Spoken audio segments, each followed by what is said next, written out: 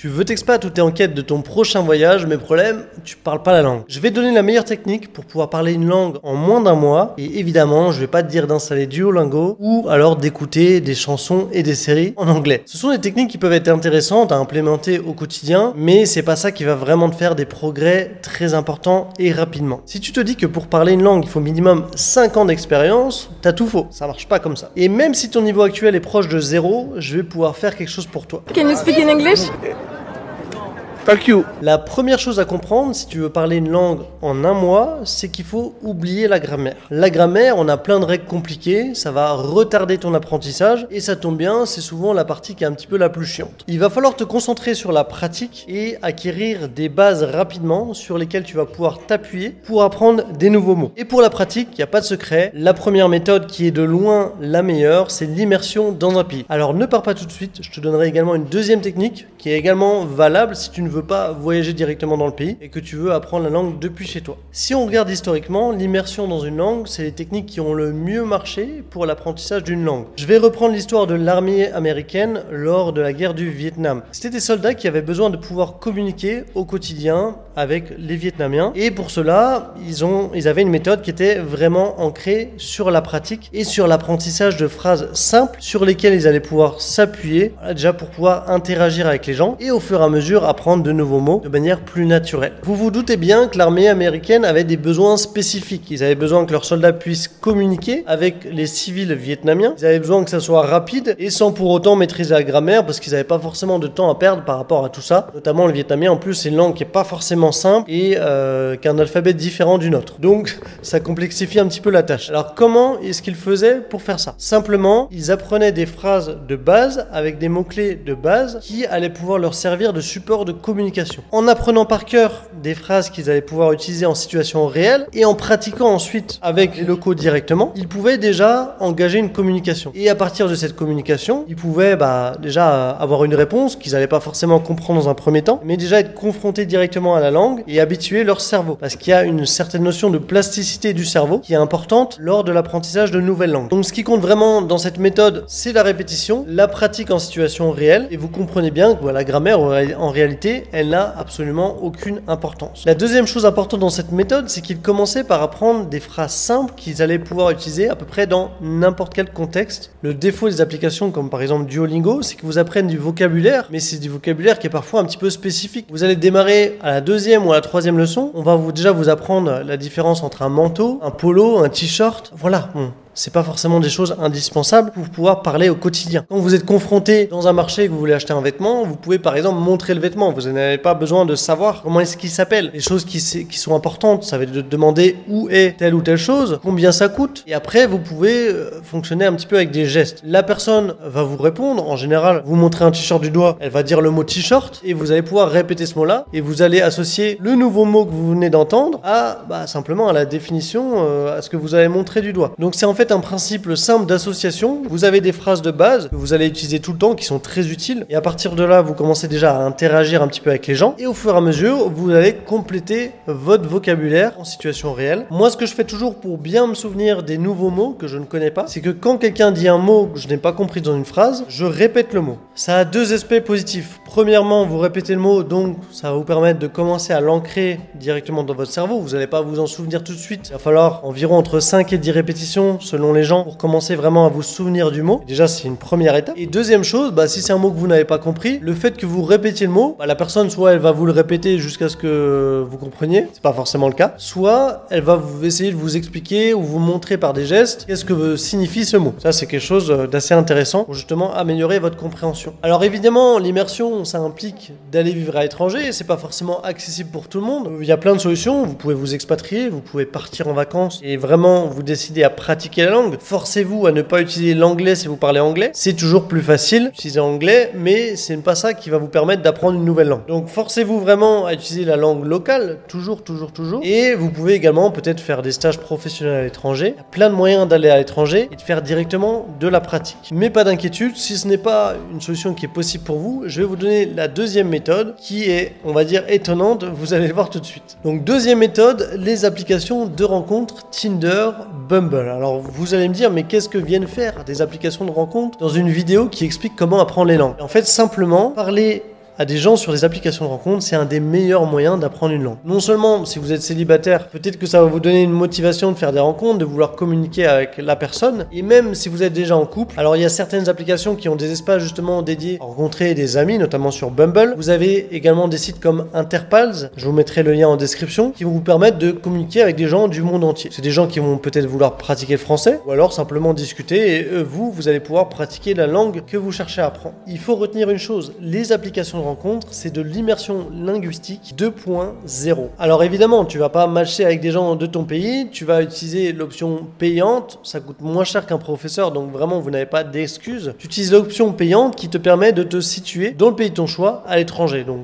dans l'idéal, un pays dont tu veux apprendre la langue. Et si tu veux par exemple apprendre des langues comme l'espagnol, pose-toi la question, quel type d'espagnol je veux apprendre, parce qu'il existe plein d'espagnols différents. L'espagnol d'Espagne et l'espagnol d'Amérique latine n'a vraiment rien à voir, donc pose-toi déjà bien la question. Donc voilà, discuter avec quelqu'un que tu connais pas, c'est la meilleure manière d'avoir des discussions réelles, des discussions authentiques et spontanées. Alors évidemment, au début, les conversations vont pas être très intéressantes. Ça va être vraiment du basique. Qu'est-ce que tu fais dans la vie? D'où tu viens? T'aimes manger quoi? Mais en fait, si tu ne parles pas déjà la langue, en fait, c'est des choses qui sont très intéressantes à apprendre. C'est vraiment les bases. Donc, tu vas commencer par les bases. Et au fur et à mesure que tu t'améliores dans la langue, tu vas pouvoir aller dans la discussion de plus en plus loin. Dire de plus en plus de choses. Et parfois, la personne va te répondre des choses que tu ne comprendras pas. Alors évidemment, il va falloir chercher. Mais c'est en cherchant, tu vas faire un effort pour ton cerveau. Ça va t'aider à apprendre des nouveaux mots, des nouvelles expressions. Voilà, ça va t'apprendre la langue de manière concrète pour une personne qui parle réellement. Et non pas simplement avec un professeur qui va te mettre dans des situations complètement factices. Là, tu es dans une situation réelle de discussion avec quelqu'un. Alors bien sûr, on est à l'écrit, on n'est pas à l'oral, mais c'est déjà un très bon moyen d'avoir un niveau tout à fait correct dans une langue. La seconde étape sera bien évidemment d'aller dans le pays pour apprendre tout ce que tu as eu à l'écrit et le pratiquer à l'oral, pouvoir toi parler, également pouvoir comprendre quand les gens te parlent. Parce que comprendre à l'écrit, comprendre à l'oral, c'est deux compétences qui sont complètement différentes. Mais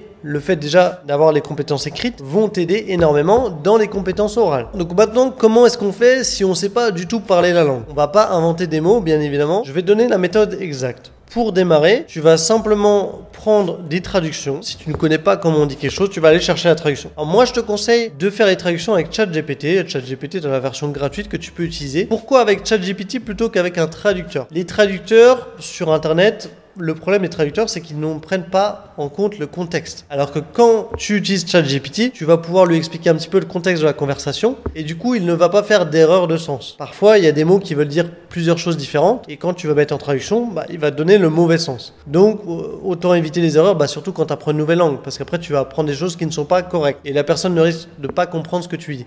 Donc, commence déjà par aller sur ChatGPT. Les questions que tu ne sais pas poser ou alors quand tu ne comprends pas la réponse, tu demandes à ChatGPT de te l'interpréter et voilà, tu envoies progressivement la réponse. Ça va permettre vraiment de commencer à apprendre les bases. Ensuite, une fois que tu as déjà un petit peu des bases, quand tu reçois un message, avant de l'envoyer en traduction, essaye de visualiser dans ta tête qu'est-ce que veut dire ce message. Pose-toi toujours la question. Tu prends 10 secondes, tu dis qu'est-ce que la personne est en train de dire. Ensuite, tu l'envoies en traduction, tu regardes si tu avais raison ou pas. Et si tu avais tort, tu regardes où est-ce que tu t'es trompé, qu'est-ce qui n'allait pas. Également, quand toi, c'est le niveau encore un peu plus avancé, quand toi tu écris le message, essaye de l'écrire dans ta tête. Comment est-ce que je dirais ci, comment est-ce que je dirais ça. Voilà, tu le formules dans ta tête, tu l'envoies à la traduction et tu vois bien si ça correspond à peu près. Alors parfois, la traduction ne va pas te donner la même phrase que toi. Ce que tu peux également faire toi, c'est de prendre la phrase que tu as dans ta tête, tu la donnes à ChatGPT et tu lui demandes est-ce que cette phrase est correcte et comment est-ce que tu ferais pour l'améliorer. On va prendre un exemple en espagnol. On veut demander à la personne qu'est-ce que tu vas faire demain. On pourrait très bien dire que vas a hacer mañana. Et on pourrait,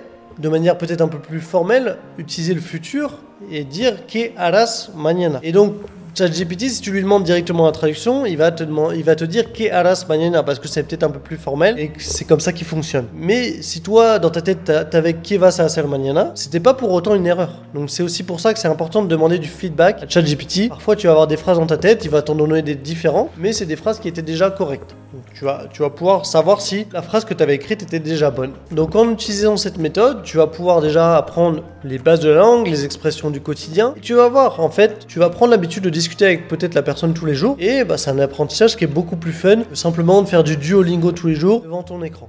Donc ça, c'est un gros avantage. Et tu vas voir, au fur et à mesure de ton apprentissage, les discussions vont être de plus en plus faciles, de plus en plus intéressantes. Alors au début, ça va être salut, ça va. Après, salut, ça va, où est-ce que tu habites? Et au fur et à mesure, tu vas peut-être comprendre un petit peu l'humour, maîtriser le second degré, l'ironie, tout ça. Et c'est comme ça que, sans vraiment t'en rendre compte, en parlant un petit peu tous les jours, tu vas pouvoir devenir bon dans la langue de ton choix. Et qui sait, peut-être qu'en plus d'apprendre une langue, tu te feras des potes ou même tu rencontreras peut-être l'amour. On ne sait jamais ce qui peut arriver. Alors bien sûr, les deux techniques que je t'ai mentionnées, c'est pas les seules. Selon moi, c'est les deux meilleures techniques pour apprendre et parler une langue rapidement. Non seulement l'immersion et la discussion au quotidien, mais bien sûr, les applications comme Duolingo, Babbel, c'est des applications qui restent cependant intéressantes. Elles te permettent d'acquérir un petit peu de vocabulaire tous les jours. Écouter également des podcasts, des séries dans une langue étrangère, ça va améliorer ta compréhension orale. Ça va pas forcément t'aider à t'exprimer plus facilement, mais tu seras plus confronté à la langue, donc ça te fera travailler une compétence un petit peu différente. Bien évidemment, fais attention quand tu mets des sous-titres sur des séries, tu vas trop t'habituer aux sous-titres. Quand tu auras vraiment un niveau avancé, il faudra passer le cap et vraiment supprimer les sous-titres, parce que sinon tu ne comprendras jamais réellement la langue. Dernière petite méthode que je te donne en bonus, c'est une méthode on ne peut plus actuelle. Aujourd'hui, on a de plus en plus d'outils IA qui sortent sur le marché, et même des outils simples que tout le monde connaît comme ChatGPT. Aujourd'hui, ChatGPT peut être même ton professeur personnel. Je vais te laisser directement ici une vidéo d'un youtubeur qui s'appelle Thomas Berton, qui est spécialisé dans l'IA et qui te donne une méthode qui te permet de discuter et d'apprendre une langue directement en parlant en vocal avec ChatGPT. Voilà, c'est une méthode qui est très intéressante, qui fonctionne très bien aujourd'hui sur les modèles de langage, que ce soit ChatGPT, Claude. C'est des modèles qui sont très bons dans tout ce qui est conversation. Donc tu peux y aller les yeux fermés là-dessus. Il faudra simplement avoir la version payante pour pouvoir directement discuter en vocal avec ChatGPT. Mais pour à peine 20 € par mois, tu as un professeur privé avec qui tu peux parler dans une langue étrangère tous les jours. Il pourra non seulement te corriger tes erreurs en direct, te donner des cours particuliers selon tes objectifs et même corriger ta prononciation. Donc voilà, t'as plus d'excuses. Je sais que les profs privés ça coûte cher, mais c'est un métier qui a priori dans les années qui viennent pourrait peut-être disparaître parce qu'on a des résultats vraiment impressionnants sur les modèles de langage. Voilà, je te laisse aller voir la vidéo sur l'IA si ça t'intéresse. Elle est très bien faite, tu verras. En tout cas, j'espère que cette vidéo sur l'apprentissage des langues t'aura plu. N'hésite pas à me dire ce que t'en as pensé dans la description. Et si ça t'intéresse d'aller voir les autres vidéos de ma chaîne, je parle essentiellement d'expatriation, notamment au Paraguay. Voilà, je te dis à très bientôt, c'était Matt. Ciao.